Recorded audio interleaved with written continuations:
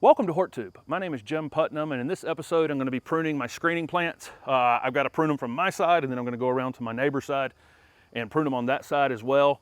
In the past I've used my gas hedge shears, which I am going to use today, and I've used this pole saw. The pole saw has a pruning spot right here. You can pull this rope and actually make it cut like that, and in the past that's what I've gone along and done. You can just wrap this around a limb like this, and you pull the string and down comes a piece of the plant. This thing, I've got probably 80 feet here to prune, and it works fantastic, but man, will it wear your arms out. It's great for small jobs, but the job I'm doing here, you can't even hold your arms up. So I've started using an electric pole saw, which is really just a chainsaw on a stick.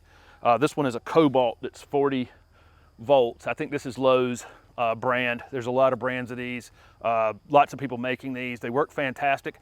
They leave the ends of the branches a little bit raggedy, which I just don't care because this is ligustrum and it won't matter. But there are probably a few shrubs that I wouldn't want to leave the ends all raggedy like that I would continue to use the pole saw for. So I'm going to use my electric shears and go along the edge of this as high as I can reach, and then use this as high as I can reach, and then eventually I'm going to have to probably use the ladder to get the absolute top pieces.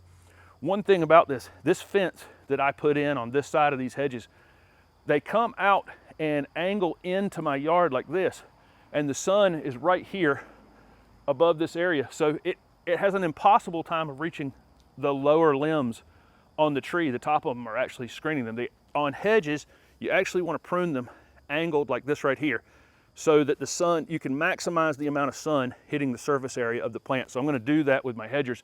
Not only am I going to cut it even with the fence, I'm actually going to angle it back as I go up.